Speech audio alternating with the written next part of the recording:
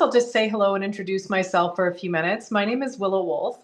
I have been teaching art for 30 years now and designing artist brushes for about 28 years. So many of the brushes that you actually see in North America today pass through our hands at Willow Wolfe. And in 2019, we decided to launch our own brushes, which are called Callia artist brushes. They are a synthetic sable. At Willow Wolfe, we only make 100% cruelty-free synthetics that are innovative synthetic blends that have different treatments, making them operate like natural hair. We use all vegan glues in the brush that actually hold the filaments together better than an animal-based glue. And we're very sort of eco-conscious in relation to us maintaining our products in great quality. So that's a little bit about how we are. We're a family business. We write watercolor workbooks, which Plaza carries. We have, I think, 9 different brush lines now. And I spend my days working with the family, designing new projects. And we also just launched a new watercolor class of the month club. So busy days. My favorite thing is teaching. So I'm super thrilled to be here with you today. And just to give you a little bit of an idea, if you've ever taken a workshop with us before, often we're very tightly controlled and incredibly step-by-step. This workshop has some practice to it in relation to certain kinds of brush strokes that historically have been used to compile together to make beautiful florals. So we're actually going to begin with foundational mark making and stroke making with a little bit of practice. I encourage you to have out your extra sheet of watercolor paper. If you want to get a couple of extra sheets of watercolor paper, just so you have lots of freedom to work and practice, that's great too.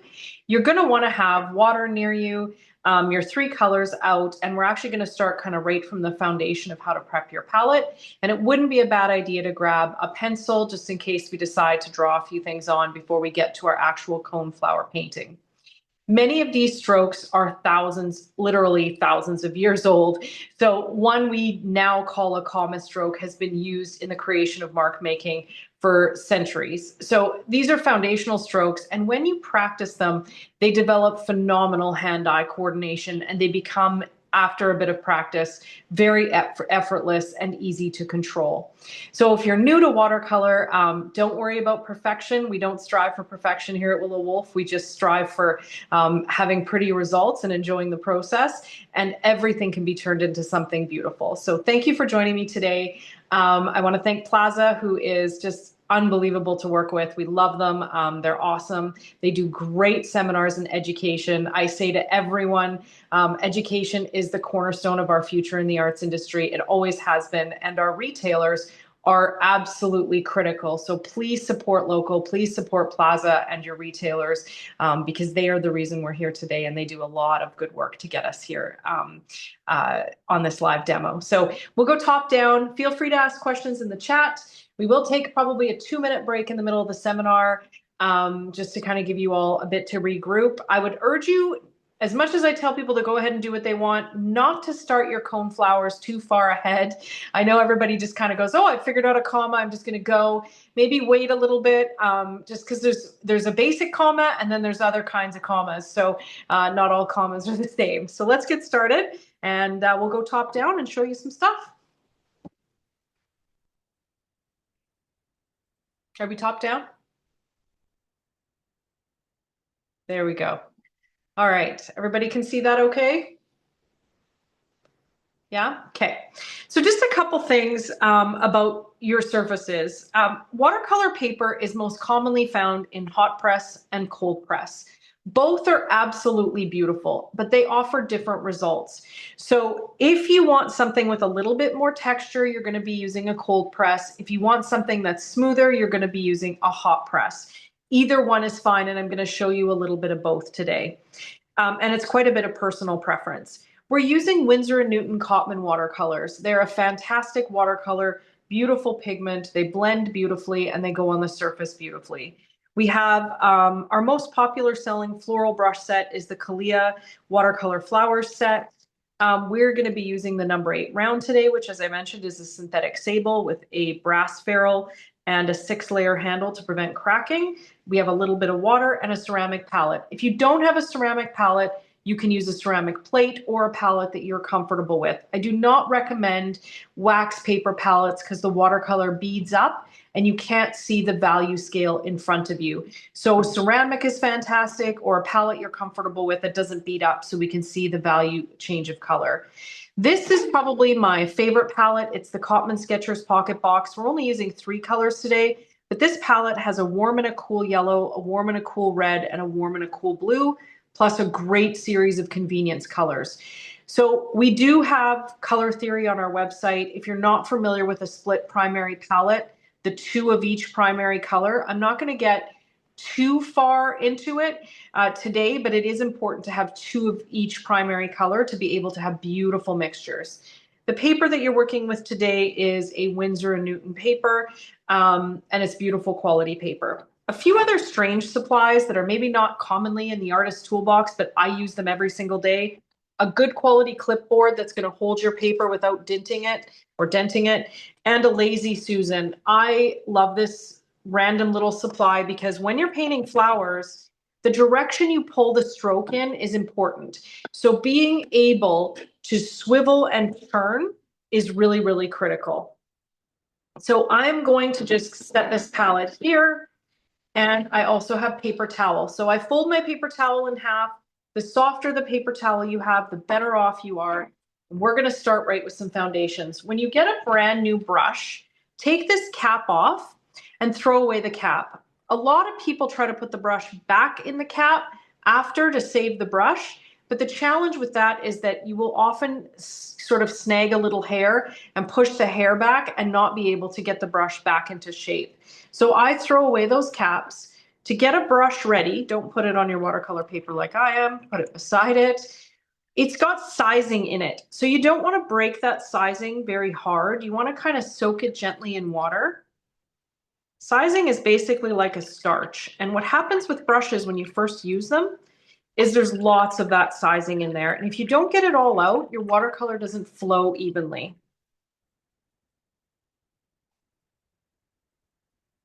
Now, we've got that sizing out of the brush. Okay, so let's talk about prepping our palette. If your palette is dry and you want to work with it, I use a little spritz bottle just to spritz the paint and get it ready to go. If you want to put out new paint, I'm just going to take a little bit of yellow here. We're only going to use 3 colors today. I usually work with a split primary palette, like I mentioned, of a warm and a cool. You really only need 3 for these flowers. I'm often asked what the difference between the pan paints is versus the tube. It's the same quality of watercolor, just that these are dry when you get them, these are wet when they come out of the tube, but you can always reactivate it. So either one is 100% fine. And let's talk about consistency of water before we paint the florals. I know that YouTube's #1 Google thing in watercolor is how to paint watercolor flowers. Often on YouTube, we can't actually see what the artist is doing, and I'm guilty of it too, because there's not enough room to fit everything. So a couple of really important things. When you're painting with watercolor, the water will drip right off the ferrule onto your surface if you're not careful. So when we rinse, we just come to the side of the cup here or the bowl or whatever you're using and kind of take away the excess water. Then when we get to our watercolor, the less water I have in the watercolor, the more opaque that color is going to be. The more water I add, the more transparent it's going to be. So when we're working with flowers that are often quite expressive and loose, we want to make sure that they're not too solid, but we also don't want too much water. So it's kind of a mid-value mixture to start. And then before we ever get to the surface, you're tapping that brush off on paper towel. Check your ferrule just to make sure you don't have any big globs of water. They're going to drop onto the surface. That's one of the reasons I usually work with about half of the water I have on this cup, is to make sure there isn't too much water in there. Any questions before I keep going? We're all good? We're ready? All right. So I'm going to turn this to the side a little bit. I want you to see, especially at the beginning here, how I load the brush. So we're going to fit all this into one. And I'm going to load the brush filled with paint and tap it on paper towel to control the amount of paint that's going to go onto the surface. And we're going to paint what's called a comma stroke. And we're going to do straight up and down ones first. So touch, press, lift, and drag. Now, the more water you have in your brush, the more that's going to pool inside this comma stroke. So if I have too much paint or water, I'm going to have a pool in the middle. With expressive strokes, we don't really mind that. It's just kind of part of the fun process. But if I did mind that, I would just tap that brush off a little bit more, touch, press, lift, and drag. And I'm going to have much less of that pooling in that stroke there. So I'm going to show you that again. Touch, press, lift, and drag. And if I have pooling in the middle and I want to kind of pull some more color down at the bottom, I can just take that same brush and actually stroke over that stroke to get that color down to the bottom. I'm going to do one more here. So key thing is when you press, use a good amount of pressure, but don't press so hard you're touching the ferrule on the surface. Lift, lift, lift, and airplane off the surface. Airplaning, I'm just going to show you that to the side, is like taking off from the runway. So I'm lifting on the pressure. These foundational comma strokes was actually really interesting. We found some old family photos from the early 1900s. And they had a beautiful cart painted with gorgeous comma strokes. So you're going to see these strokes so far back because that ability to have pressure, lift and drag, we're doing some straight commas to the side, really gives you lots of options when you compile them together. And I can drag this color down. What that does is automatically shade this stroke. And as you can see, I'm kind of hinting at the fact that these are going to be petals. You're automatically shading this stroke as you get back towards the bottom. And yes, I just asked, should we be doing this? Absolutely. So if you've got your brush ready, get out your paint. What we want you to do is take you that practice paper and begin to practice compiling some of these strokes. That way, while we're working here together, you're going to have the opportunity to ask any questions about consistency of water, airplaning, if there's any struggles or concerns. Just going to keep adding, and you want to just kind of get used to that airplaning technique. And then what I want you to do is airplane to the side and play around a little bit with shorter ones. So if I press and lift right away, I get a little baby comma. If I grab the paint and drag it out, I have a nice flowing comma that's going to compile a beautiful flower petal or something longer like a leaf.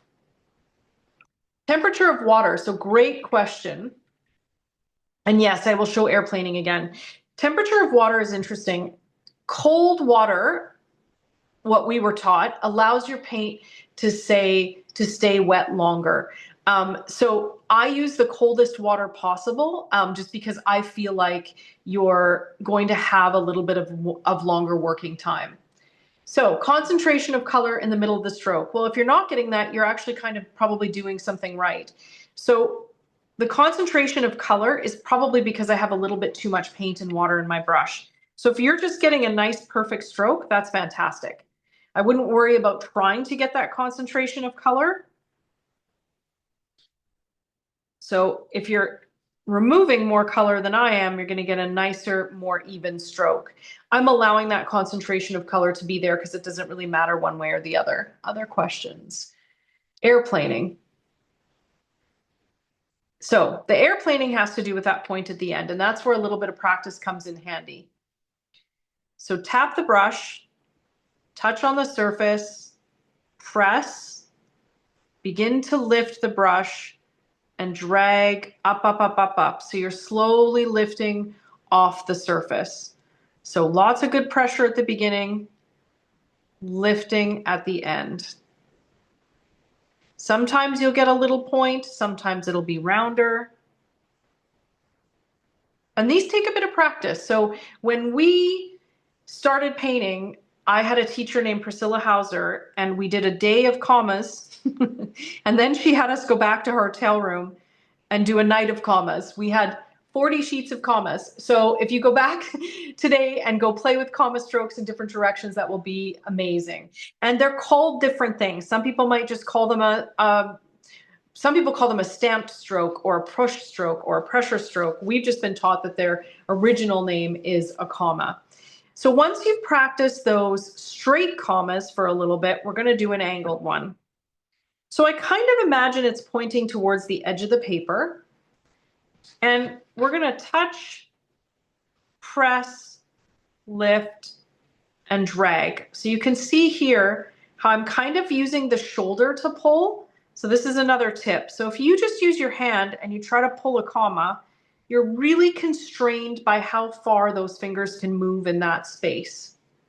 For expressive strokes, touch, press, lift, and drag. And you don't have to drag that long, but that gives you an idea. So really what I'm doing is I'm pulling from the whole arm is moving a little bit.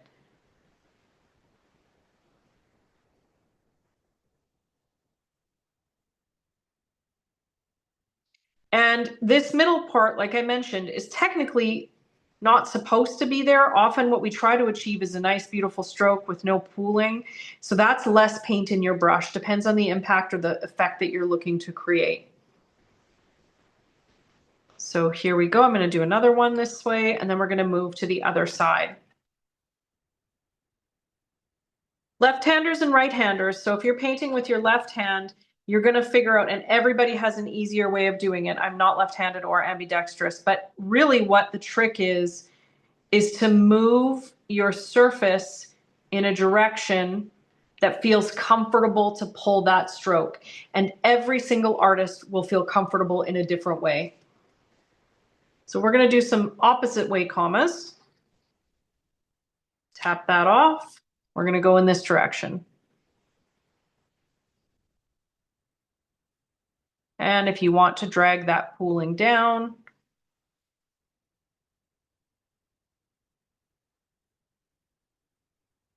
so you have a little shadow at the bottom.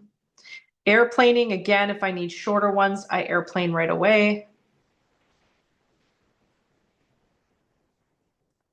And the trick is not to be hyper-focused on trying to make it perfect. Questions?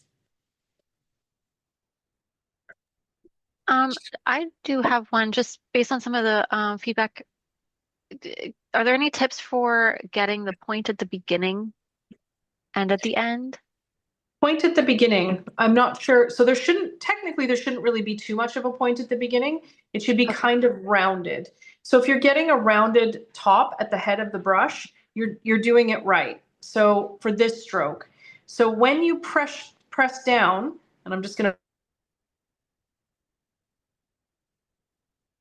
press the brush round, lift, you're constantly lifting the pressure of the brush to get that finer point.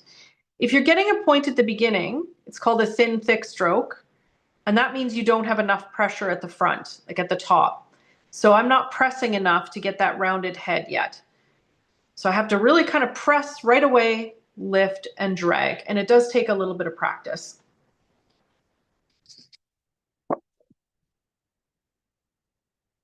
Okay. This is shared with everybody after, correct? What's that? This video gets shared with everybody after, right? So Yes. they can watch it and practice? Okay, wonderful. Question came in, is the comma stroke the same one used for leaves? Because that's where a point at the beginning makes more sense.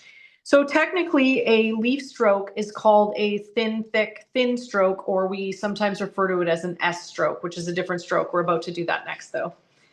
So let's just take a few minutes. I'm going to load in a little bit of green. So you can 100% paint leaves with a comma, but let's go top down here. If I don't put a lot of pressure, if I just use that point of the brush, and then I use pressure,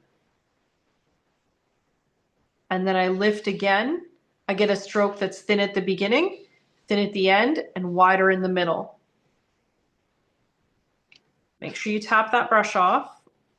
So let's go really thin, so barely any pressure at all. Press down, lift, lift, lift, lift, an airplane off the surface. And then I have a fine point at the end. I'm gonna go from the side here.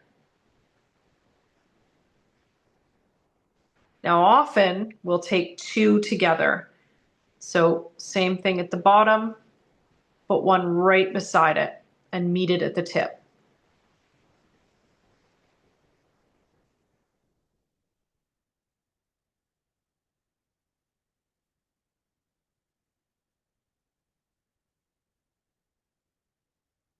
I'm going to do another one, thin, press, lift, lift, lift. And then we're going to do one right beside it. Now, when you do the second one beside it, you're not going to go all the way where the point is. You're going to come up a little bit and lift and try to meet at the end. And that's how you put a leaf together. Hi, Joyce. I wish there was a way that we could put photos in the chat. There probably isn't, is there? Because that would be wonderful. But if you could try to explain that a little bit more. My brush is staying flat, so still not getting a point at the end. So I think what you mean, and I'm just going to guess here, is that when you flatten, it's kind of ending like that. And you can maybe comment if that's correct. It's nice in person. I travel teach all the time because I can see exactly what everybody's doing and kind of know how to move the hand. This is where a little bit of practice really, really helps because you're going to get used to that pressure and those thick, thin strokes. Yeah, my only suggestion is if Joyce has a camera she can show, maybe she can share it on screen, but yeah, that would be if that wonderful. helps. Yeah. All right. So we're going to practice that S stroke or the thin, thick, thin stroke. I find S stroke easier to say than thin, thick, thin. It's a bit of a tongue twister. And those two strokes, the S stroke and a comma in different variations, are a huge part of how you achieve that kind of wild floral look.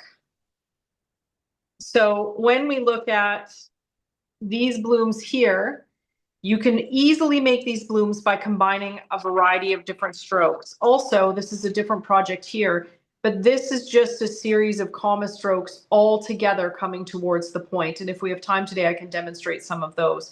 And this here is, again, a series of comma strokes being combined together. So that foundational stroke is your hand-eye coordination and your ability to sort of achieve lots of different shapes and styles. So while you're doing that for another minute, let me get out this one. So this sheet here was essentially intended for us to be able to understand how to create the basic shape of a flower like this. You can, once you've practiced these a little bit, I find people feel fairly comfortable just sort of going without any drawing or any line drawing in place. When it comes to line drawings on your surface, for example, we've given you some line drawings that you can trace onto the watercolor paper. I use gray graphite to trace designs onto watercolor paper so that you can see the design there. So I think some of you reached out and kind of asked what that might look like.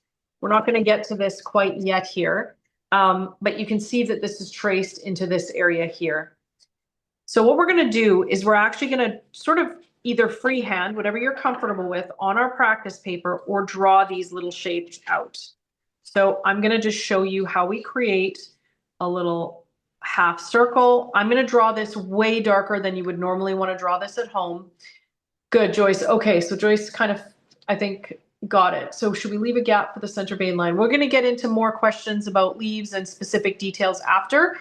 We're going to start this one first and then kind of detail it after we get a little bit done. So if you're drawing on your watercolor paper, you're definitely going to want it to be lighter than this. And then I draw what I call a skirt.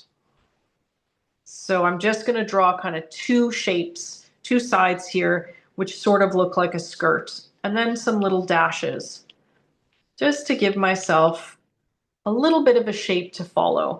Let's pretend there's a little stem coming here. and I'm not going to draw the leaves on. I'm just going to leave it like that. Now, this is a fairly exaggerated cone flower. Normally, they're a little bit wider than that, but I would encourage you not to worry too much about your line art or your drawing when you're painting. Allow the stroke to flow into place. So I want to give everyone, if we're ready, if I can get a couple thumbs up to maybe get ready to try one of these. I might give you just a couple minutes to get one drawn on. We got a thumbs up, a few thumbs ups. Okay, good. Awesome. Thank you, Robin. Thank you, Lynn. Okay.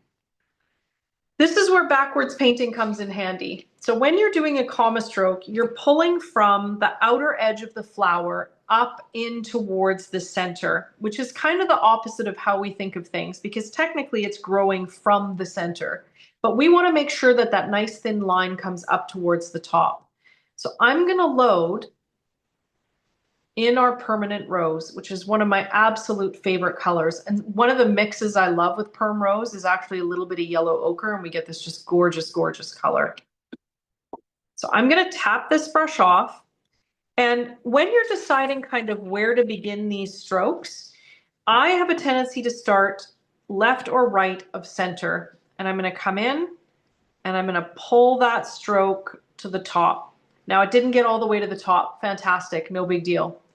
Then I'm going to come right beside it and I'm going to pull towards the top. So now we've got two commas side by side.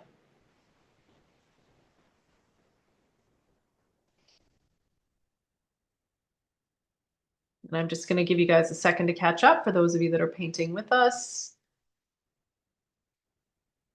All right.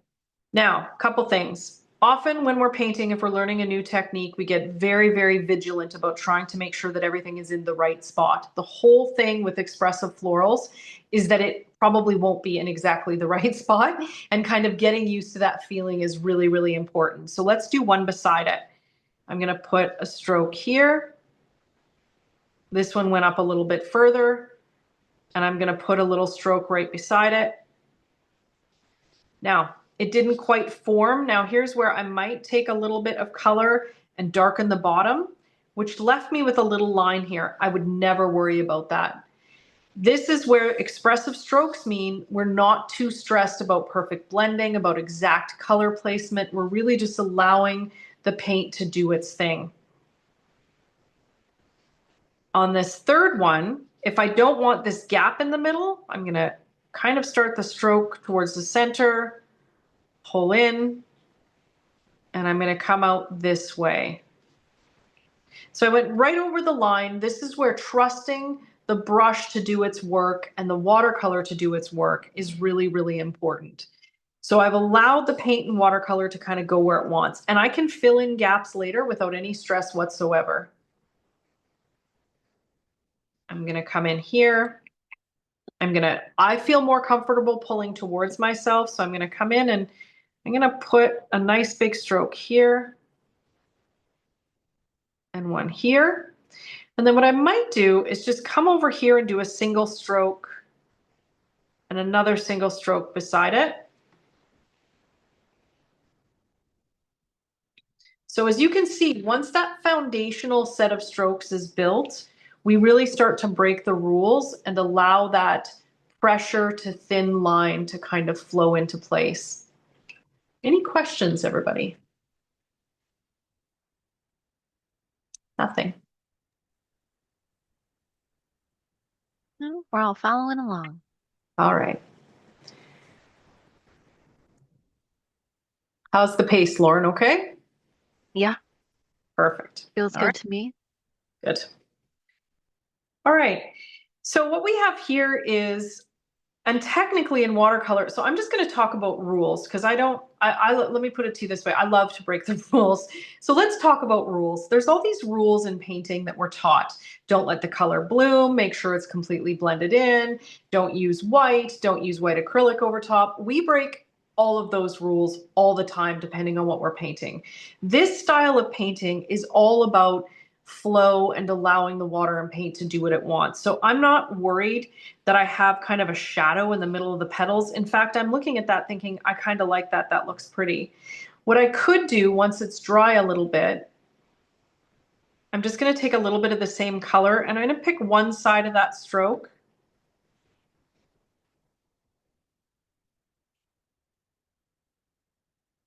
And I'm just going to add a light second layer of color if I wanted to deepen that color, but I'm not doing full comma strokes. I'm kind of doing a half comma stroke. That's going to give you a little bit more variety and a little bit more messiness if that's what you wanted. Don't be afraid to add more to, to kind of play around a little bit. The next thing we're going to do is paint a center. So now what you've done is what we would technically call a compound comma stroke. So two comma strokes together compound to make one petal. I'm just going to show you that. If we want them to meet in the middle, we kind of overlap them a little bit. Sometimes we have a little space here.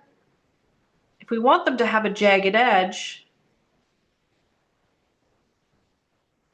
we don't overlap them in the middle. I'm going to pull that up a little bit closer. I don't know if you can see that. So technically, this didn't quite meet in the middle. One of this side ended further than the other one did. No big deal. Both are beautiful. So that's the key with expressive florals, is to not stress about perfection. All right. What we want to do here is take a little bit of that lemon yellow. And I want it almost full strength. So when we're doing expressive florals, one of the keys is that everything is going to be really expressive, but often what you want to do to pull it all together is make something very specific. That gives you a contrast between lots of movement and lots of openness and detail. And detail for every painting, for the most part, helps pull it all together, especially if we have little bits that aren't ending in exactly the same spot. So I'm going to grab a little bit of yellow and I'm just going to tap in the yellow, almost like little comma strokes. My graphite lines or my pencil's a little too dark, and I'm going to kind of lay it on top. And then what I'm going to do is take the tip of the brush and add some little dots going beyond it.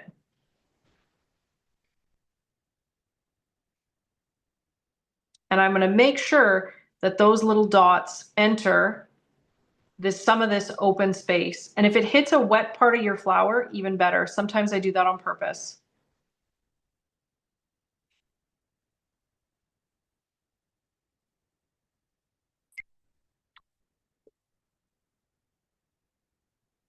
And then while that's wet,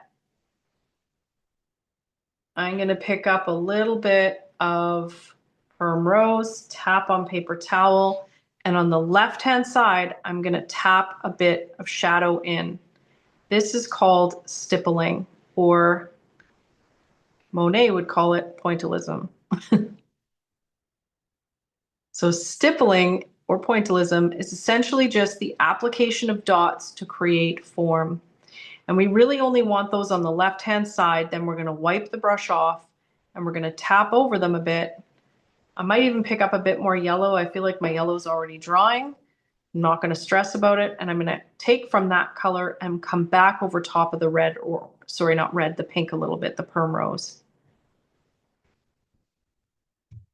Maybe some extra dots here and there.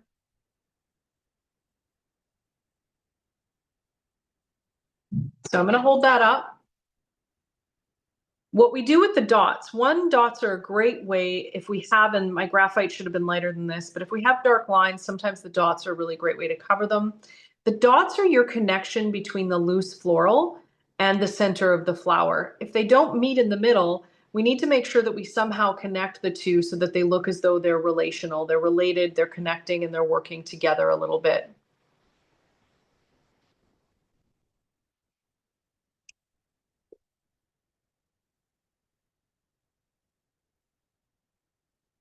I'm just pausing to give you a minute to catch up.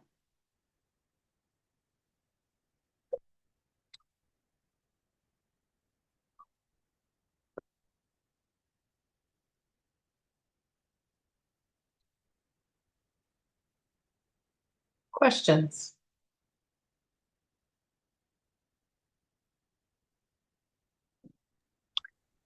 What happens if I blended too much of my magenta, the permanent rose into the yellow. Can I go back in with the yellow?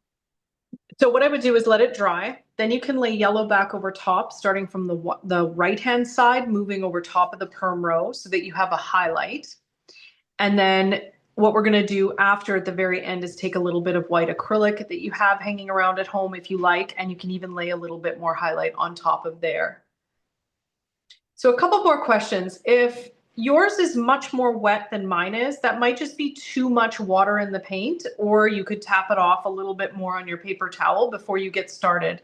One of the trickiest things with watercolor at the beginning is to get used to consistency. So how much water and paint is going to equal the type of stroke that you're looking for. And that's kind of a hand-eye coordination thing that just takes a little bit of getting used to. Everyone loads the brush differently too, by the way. So when I'm loading, I'm just going to pull some paint out here. I'm really fully loading that brush. I'm making sure it's fully loaded, and then I'm making sure that I tap it off on paper towel so that I get, now that is much more wet than maybe this one originally was.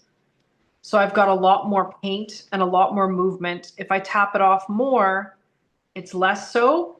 And if I tap it off even more, it's even less so. So that's a little bit of just kind of getting used to how much paint and water is sitting in that brush. Pointillism. So let's talk about pointillism for a minute. And while some of you are painting, I'm just going to draw this out. So essentially, when you look at a shadow or a highlight, especially on a cylindrical, actually, let's make this half round because that's what our center is. You're going to have a dark side and a lighter side. And so your entire application of yellow filled the background. That was kind of my medium value. Then when we add the dark, we're going to add dots of dark that are really close together where we want that dark to be pretty solid. And then as we go towards the middle of the yellow, we're kind of wiping our brush off and tapping those dots further and further apart so they disperse. And I'm going to show you a center again. Pointillism means that our darker value doesn't cover all of the light value. Now, sometimes with wet on wet, it just blends in or bleeds into one another, which is also really pretty. If that happens, we let it dry and we can come in and put more yellow over top. When we put the yellow over top, we have some dots of yellow closer together, and then they kind of lay over top of this a little bit. We're still trying to leave some of that yellow in the background showing through. So let me show you that again. So I'm going to take some yellow.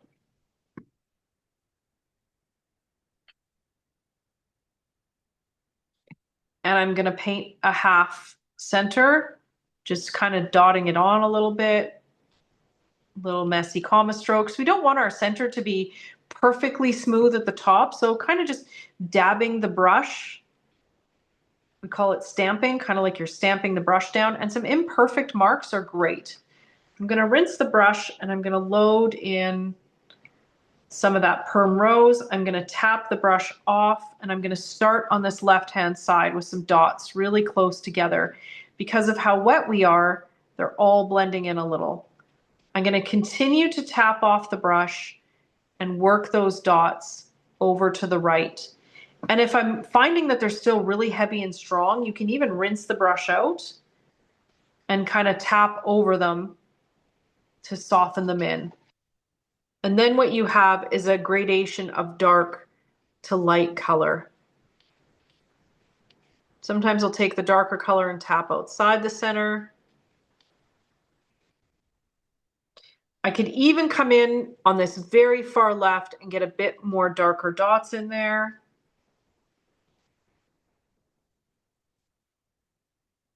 And then we would leave it.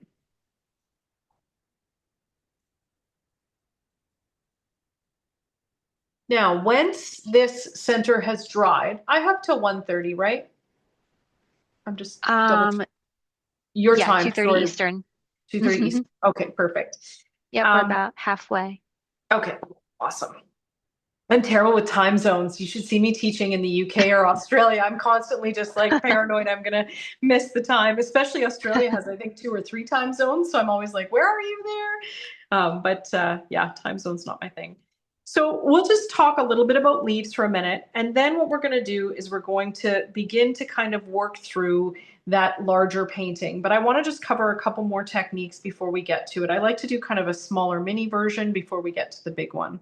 I'm going to load in green. Now look at, there's quite a bit of paint in that brush. So when you load the brush, if you're in your puddle of paint, if you roll your brush to a point in the puddle, you're going to keep the paint in that brush. I find a lot of people trying to get a point on the brush or way over here. And by the time they get to the surface, they've actually wiped half the paint right out of the brush. So let's get in here, kind of roll it to a point. Sometimes our paper towel is pretty.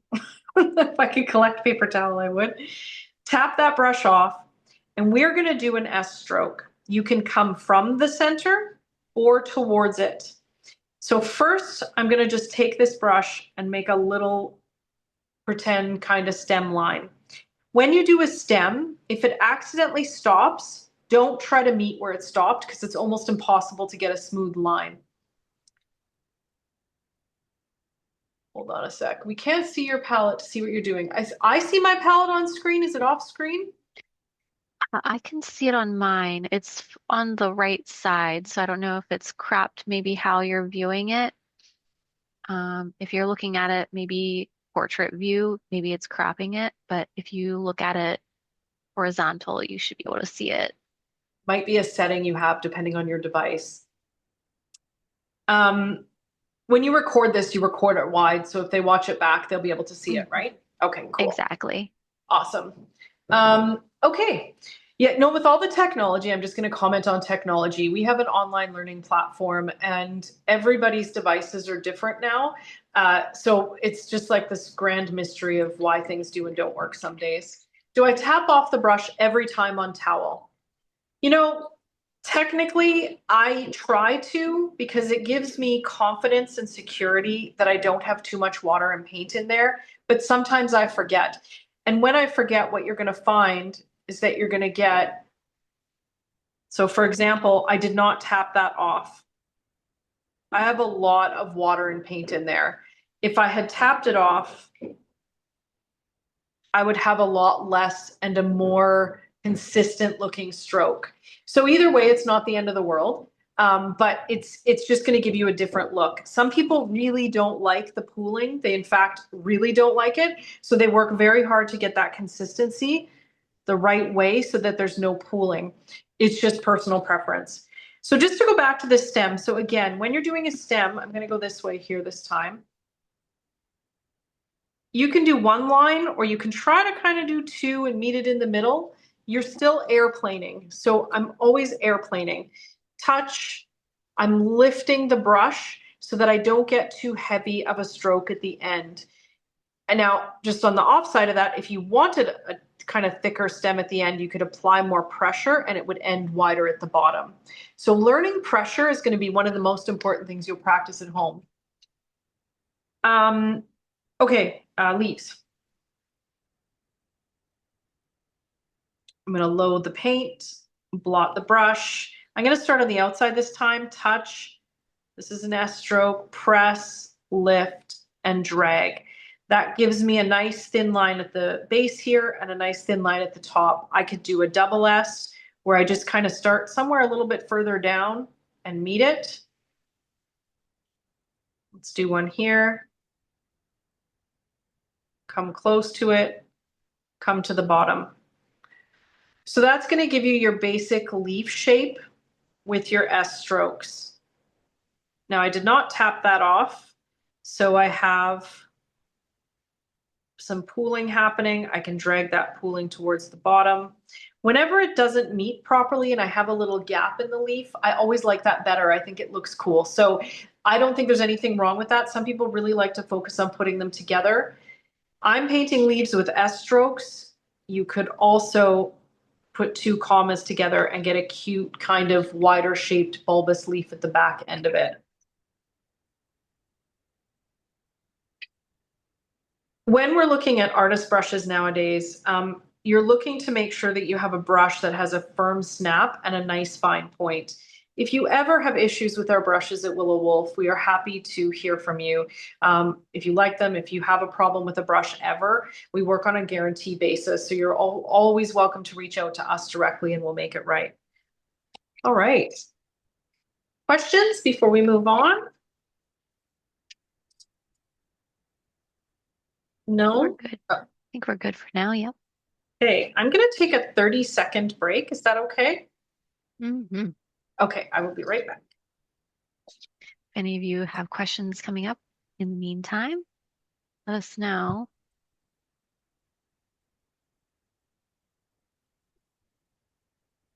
So we also, she did mention briefly earlier at the beginning, we do carry in our stores the workbooks that she is selling.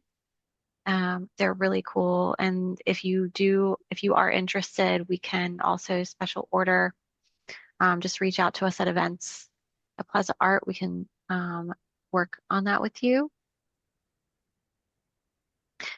That's okay if you didn't trace the flowers. If you're more comfortable with having the line drawing ahead of time, you can do that, or I think we can also do it straight to the paper. Yeah, Willow Wolfe workbooks. And they'll be online soon, but they are in the stores if you're local to one of our Plaza Artists uh, physical locations.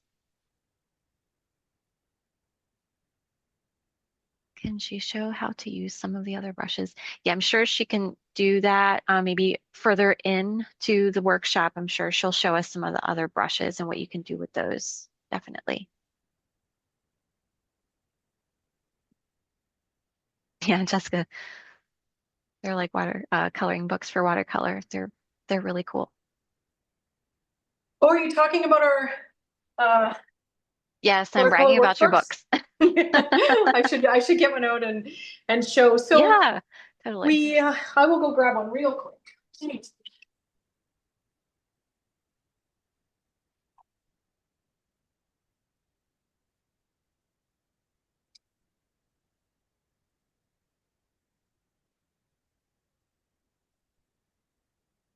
This is what they look like.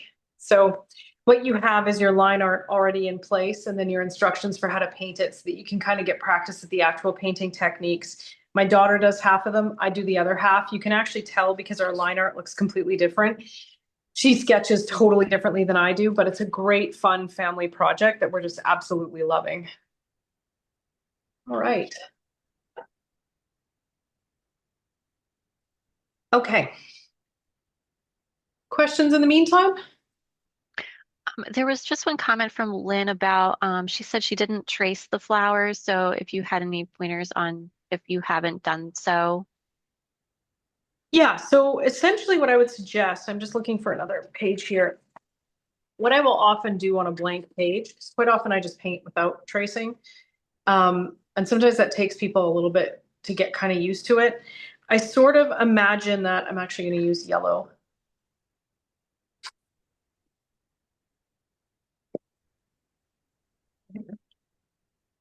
You look here, you can kind of sort of imagine that you're going to have one here, and you could use a pencil to do this. One maybe here, and one up here.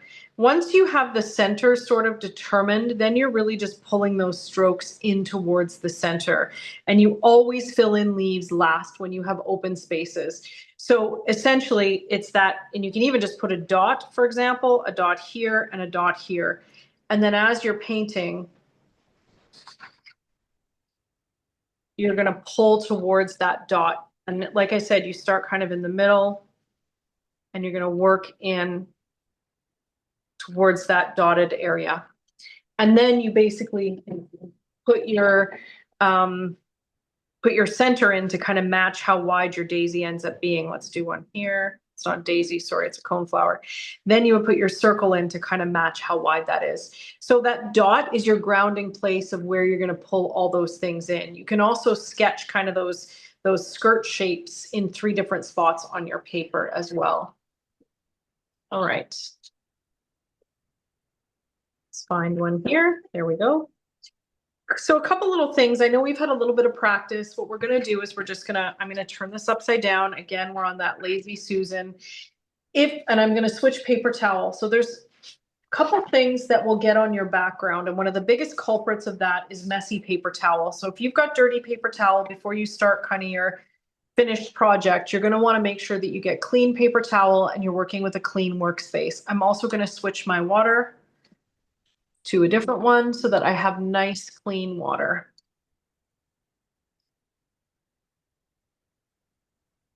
All right, and I've cleaned my brush out. So if you're left-handed, I would recommend starting on this side here and working all the way over so that you're not getting your hand in wet paint as you go. If you're right-handed, you're going to start on the left side and work your way to the right. That's how I usually do it. So again, tapping off the brush, grabbing some of that perm rose. And then I'm going to tap on the paper towel and I'm going to start. Now here's an interesting thing actually before I put the stroke on. This is really curving this way. So we try to tell people with comma strokes, just let the stroke do what it wants. But you can control it a little bit by kind of getting it to move in the direction that you would like it to. Now that's a very heavy stroke. I did not take off a lot of water. I'm totally cool with that. And here I'm allowing these strokes to run together. So this stroke is running into the stroke beside it, and there's nothing wrong with that either. Maybe I can only fit one stroke here. I think that looks nice. And the biggest thing with loose florals is a little bit of practice. And put a little baby stroke here.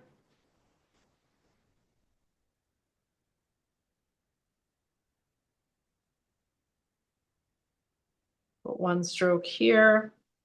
I did see the question about using other brushes from the kit. I think, are you referring to the filbert? And I will definitely show you how to do some strokes with a filbert. I think it was the Callia watercolor flower set. Okay. So probably our best selling set. This set comes with 3 different round shapes and a 2, 6, and 12, which are actually the most popular rounds for painting loose florals, and a filbert. So I can definitely show you a little bit of what the filbert does in a minute. And the rounds are just different varying sizes for different floral shapes, for details. All right, so while this is sitting here, we have 2 choices to talk about. One choice would be to let that dry and put our yellow over top of it like we did with our practice flower. And the other is to get the yellow out right away. While it's still wet, we're hoping it's still wet.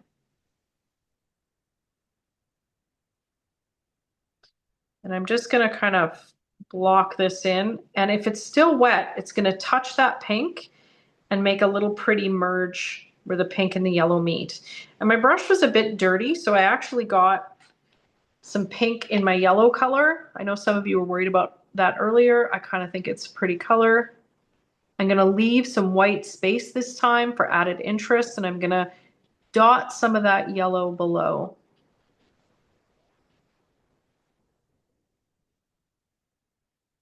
And above. While wet, I'm going to pick up a touch of perm rose and tap it in. Not enough, not opaque enough. And it's really wet here, so it's not giving me kind of the dots I normally like. So I'm gonna kind of stop here and let it dry and come back with some more dots. So I like to paint the center on the flower when the flower is still a little bit wet, because you'll see some of this yellow bleed into the pink, and I think it's pretty. Joyce is asking, do we make sure we have rounded the brush as we pick up the paint? Good question. You can. I forget to sometimes. So I'm just gonna, actually, yeah, I do most of the time. So I'll just show you what I do. I'm loading and then I'm kind of tapping it to make sure that point is in place before I get to the surface. That's an interesting question. I don't think I've ever been asked that. That's a good astute observation, because if I didn't, I'm kind of flattening sometimes when I load and it might not have that point in place. So if you kind of tap it into roundness or twirl it, then you're going to tap it on your paper towel. You're going to make sure you have the point intact? Great question. All right, so I'm going to start my next one. Now, when I do that, I have to make sure I don't get my hand in the paint. So I'm going to kind of set my hand here so that I'm not setting it right on the flower that I've just done. I'm going to start with the middle one again. Come up. And I'm going to show you one more kind of neat thing. If I want, I can take a little bit more perm rose while I put that color on and dab it into the base as I go. If it hasn't already started to dry, it will pool right into the whole petal. If it has, it will sit there. Either way, I'm kind of okay with it. Let's do another petal. So this is going to run into this petal, which is great. Let's do another one. Sometimes I forget to reload. But if I've really loaded with lots of paint, it's not going to matter.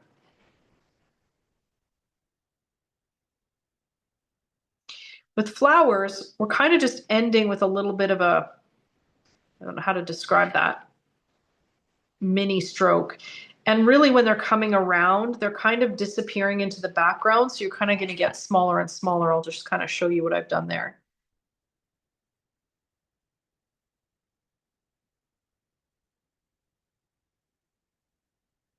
I'm going to come here.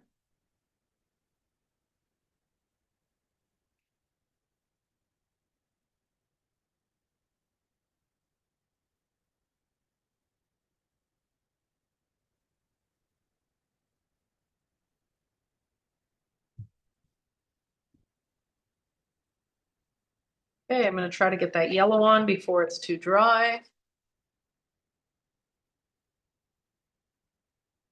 Too wet. So right away I noticed that when I dropped that yellow in place, it was really, really wet. So I'm just going to reload, blot, and tap that in. And I want to leave a little bit of white space sometimes on the right-hand side so it looks a bit like highlight. I'm touching into some of those floral areas there with some dots, connecting them.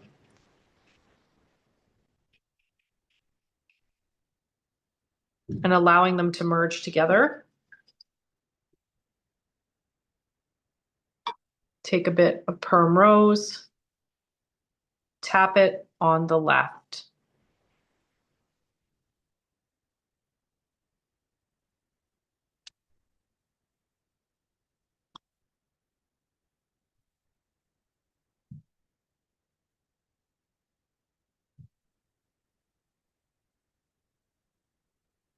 I'm going to give you guys a sec.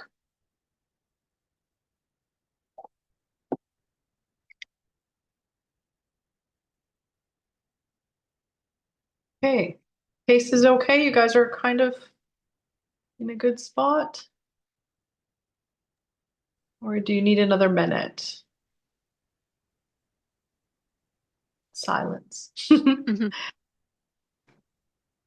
going to give you another minute. Yeah.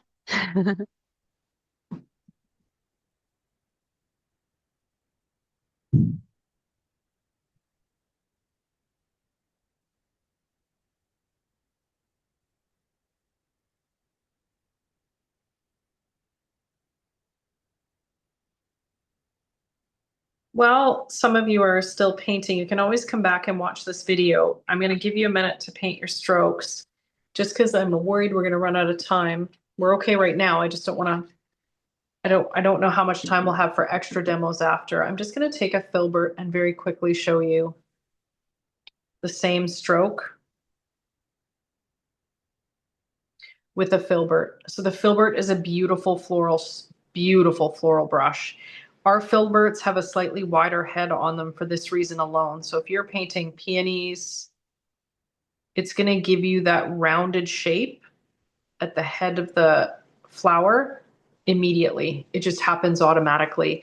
So the filbert is ideally shaped, and then you can kind of curve it on its edge to get that fine point at the base. But it's really just the head of the filbert and the shape of the filbert that's going to give you gorgeous kind of ends to your petals right away. So that's the other brush that's in that set.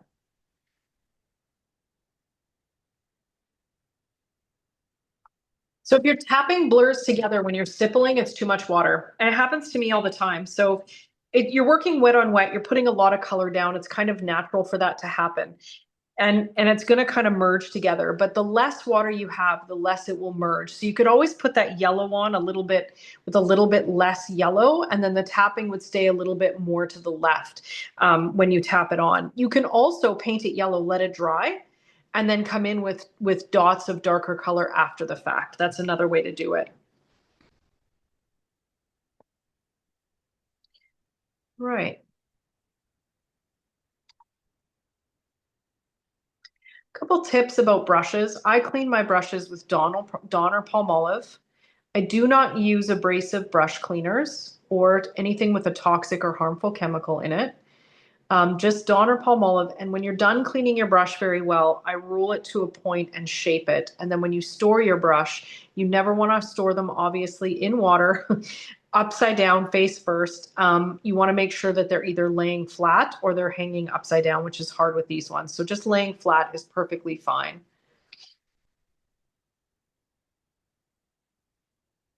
So for those of you not getting the darker concentration in the middle of the petal, I would use more paint and more water. That's going to allow the petal to pool. Other things that will impact that, just so you know, I'm just going to grab. So I have a lot of paint in this brush. Other things that will impact are kind of how your paper is held or sitting that allows it to pool. But usually it has a lot to do with how much water and paint is in that brush.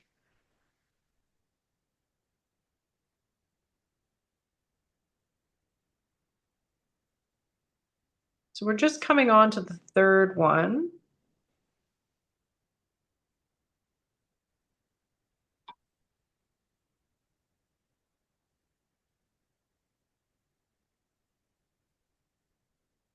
You don't have to be on the exact same petal I am. They're all done the same, so take your time.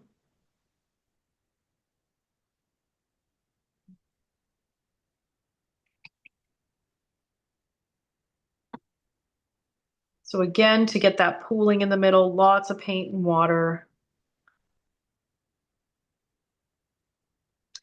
Growth direction. So you'll notice that my petals are curving kind of almost straight up and down in the middle, to the right here, and the opposite direction here.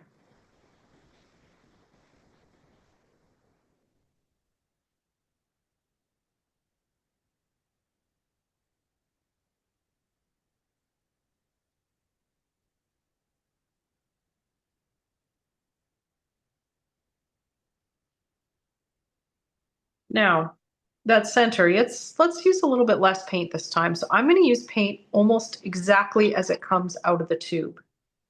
So not a lot of water in it, fairly opaque.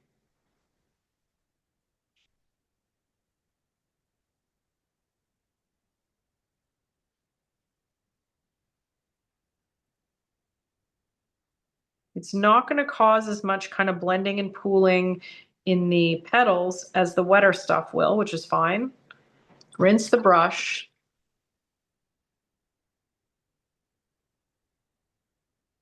And we're going to take not very, so basically my perm rose didn't have a lot of water in it either.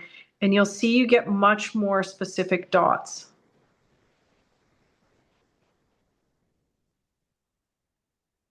So it's about consistency. And when you're learning watercolor, consistency is kind of one of those things that requires practice because it's really how your hand feels and moves and how much you're loading at any one given time. Okay. We're going to move on to some leaves. Now, normally when I paint leaves on a project like this, I don't even trace them on. I did this time because your brush is going to do its thing and it's going to essentially kind of not necessarily follow the leaf exactly.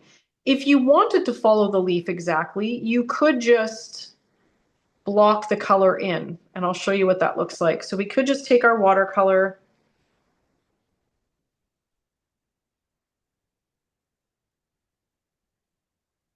paint the leaf in, and follow that exact shape. So that's not a stroke leaf, that's just kind of painting a leaf, which there's nothing wrong with that. So if you feel like you want more control, you'll notice my brush is still kind of moving in the direction of an S stroke, And then I'm pulling some of that darker color to the base of the leaf there. That's giving me a nice finished bottom. The other option is your stroke leaf. So touch here and drag up.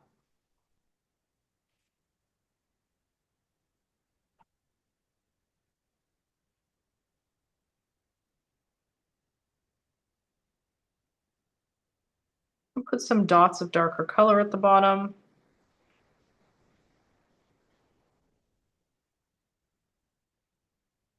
So two different techniques. If you did this blocked in version, you can always come in with a second coat and kind of add some layers in there just to give it more depth and dimension.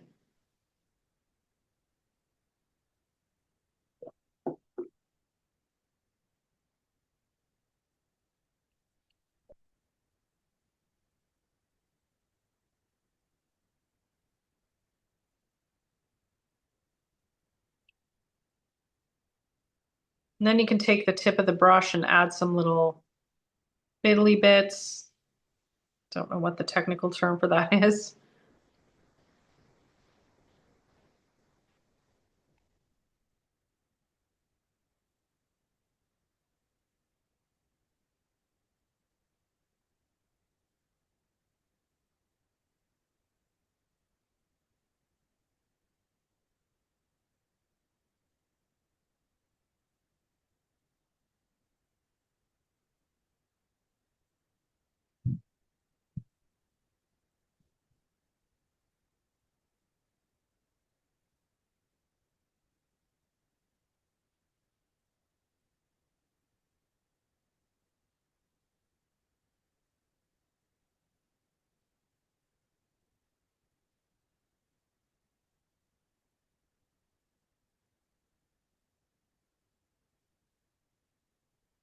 Right.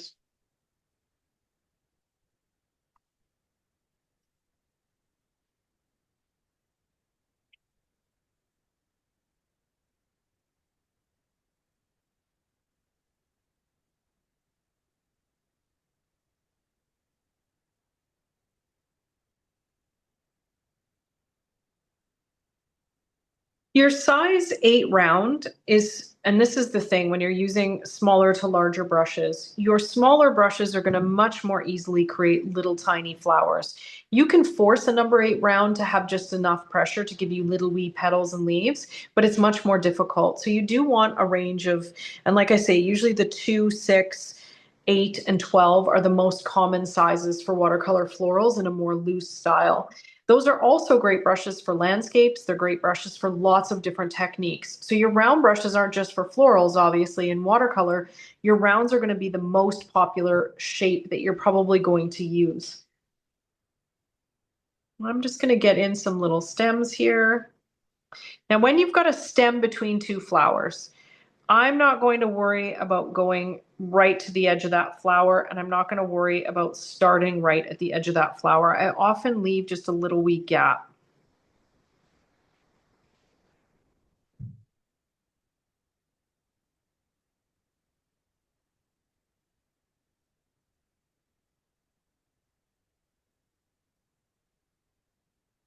And if we want, we can just add an extra little bit of darkness.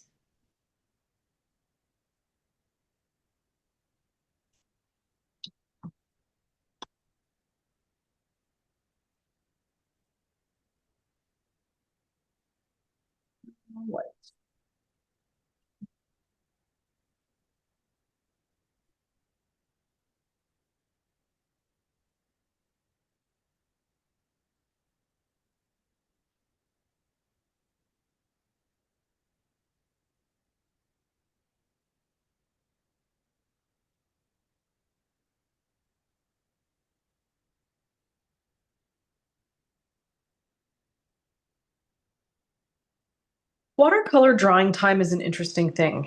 Everybody's watercolor paint and their paper and their conditions, it is about minus 26 degrees here where I live right now. So everything is very, very cold in Manitoba. And things have a tendency to dry relatively quickly when it comes to watercolor or acrylic. It's just dry here. So it's going to depend on where you live, and it will impact the drying time of your painting. People often say that once you put something watercolor down on a surface, it's done. That's not necessarily true. You can actually come in, and we didn't do this on this painting, and it depends on how dry it is or isn't, and sometimes lift, this one's not wet enough. Oh, there it is. Lift color out of an area. So one of the techniques that we often use, you would normally want to get it sooner than this, is to come in and kind of lift a highlight out of a petal in order to reestablish a little bit of light color. So when you're painting in watercolor, it is not just done. There are ways to add different dimension. There are ways to fix mistakes. And the other thing with it is that this has been probably sitting for 10 to 12 minutes now, this flower itself. If I tried to go over it with a second layer right now, it wouldn't be dry enough. A lot of people use hair dryers with watercolor, which are great.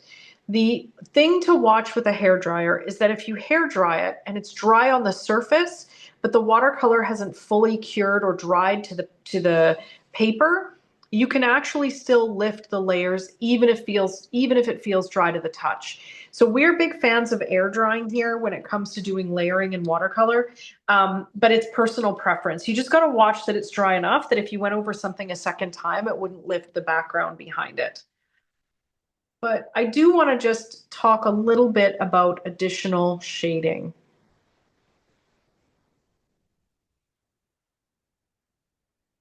I'm going to pick up some fairly solid, and it doesn't have to be completely dry, perm rose, and I'm just going to tap a couple more dots on the left-hand side. Now, I do not want to cover too far into the right. I want that to sit fairly close to the far left. Because stacking, which is what we do when we stipple or shade, we want to see all the beautiful layers that we've done underneath that. So it's an extra accent. And sometimes we like to just add a couple dots over top.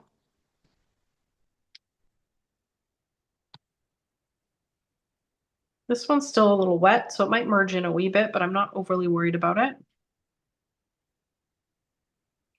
I envy all of you in those warm places that you are sitting right now, because we are still in a deep freeze.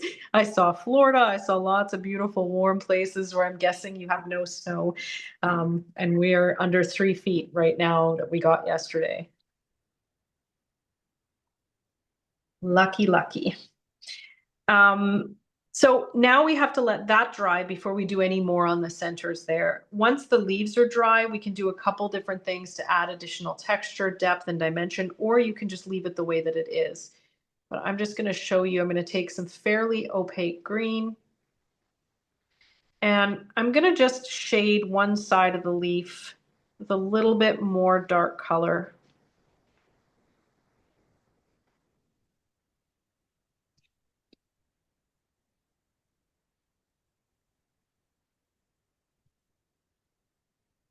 That just gives me a little bit more depth and dimension so that the leaves look multidimensional. So in art, you have to have the appearance of at least 3 values, a dark, a medium, and a light, to look 3-dimensional.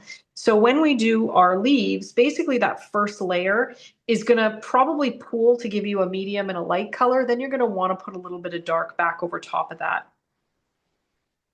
It's going to add a couple more dots here.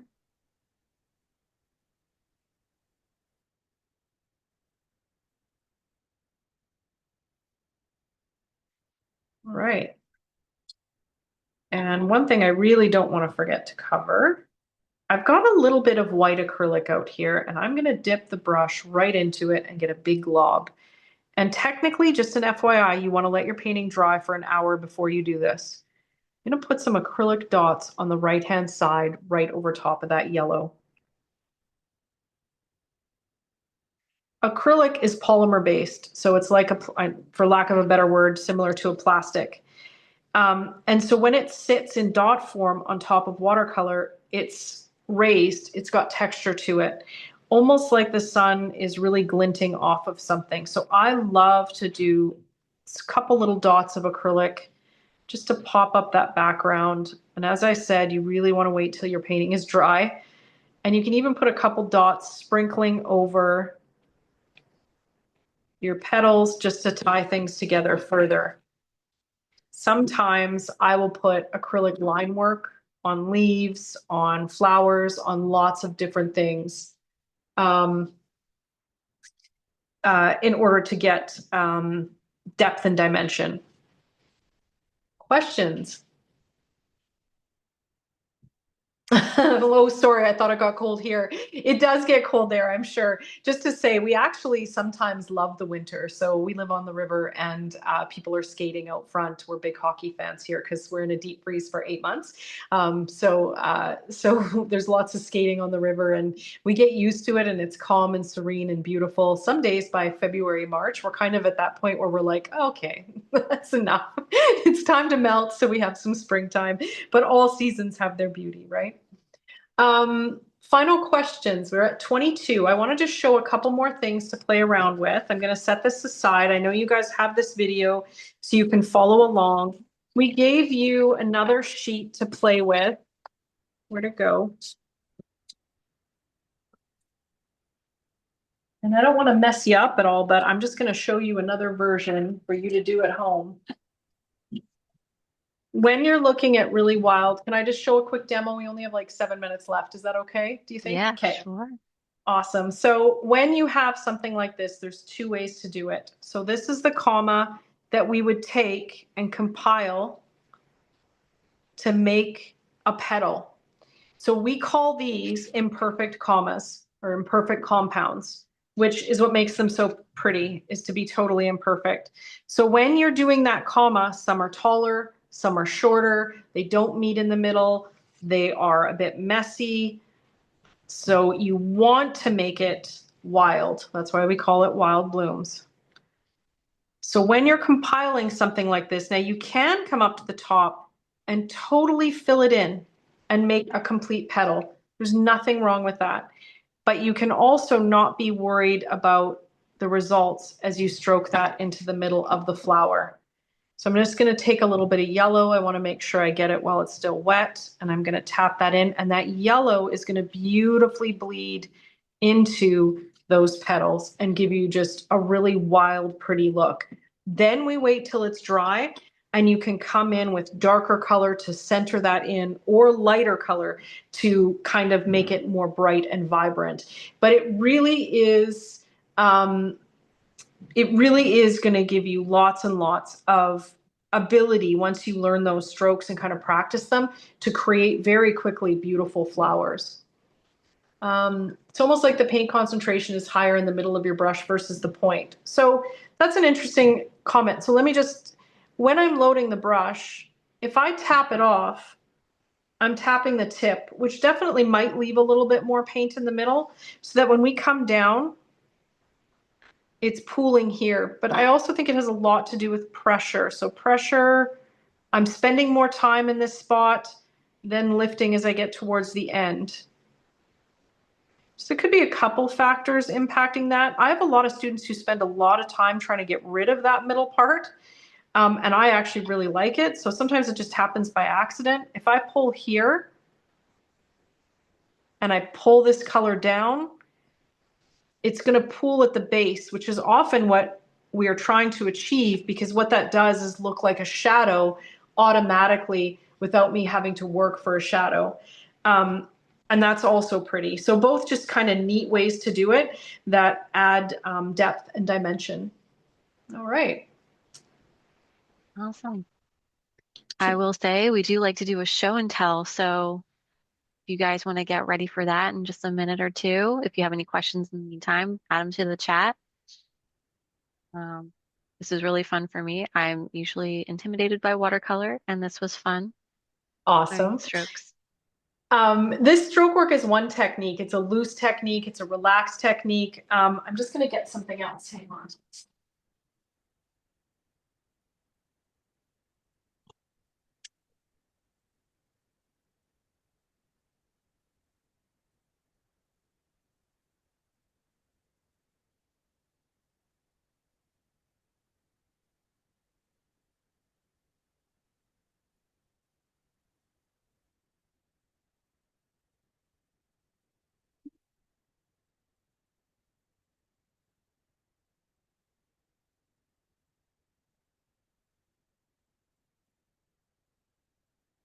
So a couple things if you're at home and practicing, this is what we call, and it's kind of just a practice worksheet. When it comes to painting watercolor flowers, I love loose flowers, but I actually love wet on dry blending and wet on wet blending even more.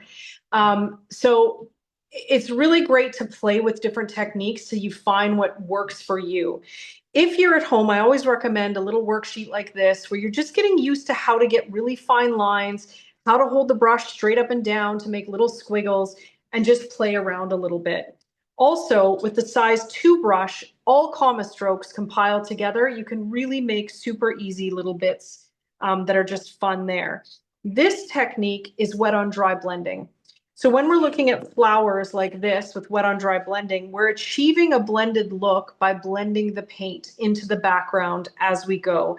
Wet on dry is my very favorite technique in the world. I'm a bit of a control person, so I like to be able to control where the paint is going. Wet on dry is also really fun. And then pen and ink with watercolor. So just simple washes of watercolor with pen and ink. Wet on wet, for example, is this one's not quite done yet, is going to give you a slightly different look as well. So the world of watercolor is truly endless. And what might be a technique for you may not be a technique somebody else loves. And that's why it's important to try different teachers, different classes, different techniques, so you really find what fits you and what suits, so that you're comfy with it. So do we have a show and tell? Yeah, let's go ahead and get ready. I can see people are ready. I'm going to change my view to gallery so I can see everyone. And if you Oh, want to do that too, you can see everyone's work. beautiful. Beautiful. I'll share mine too. Wow. Oh, awesome. Oh, mine turned out a little lighter, but yeah, It's everyone's okay. is really awesome. Beautiful, you guys. These look amazing. Oh, So awesome. cool. So Mary, if you change your view in Zoom to gallery view, you should be able to see everyone's screen. But yeah, Beautiful, you beautiful. I guys. hope everyone Great. enjoyed this. So do I. Can we put me back on face? I'll just say thank Yes. you. Thank you. Thank you. So first, I want to thank you guys for spending the afternoon with me. It's always an honor and a privilege for me to be able to be here with you today. So I appreciate you taking your time to join me. I love to be here and I love to teach. If there's ever any questions that you had, please don't hesitate to email me directly. I'm happy to answer painting questions all day long and all night long.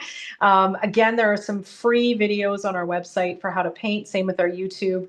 And just thank you for your support of Plaza. Plaza has been amazing to us. They are truly a generous partner, and a great retailer. So again, supporting retail and supporting local is so critical so that we have places of community like this.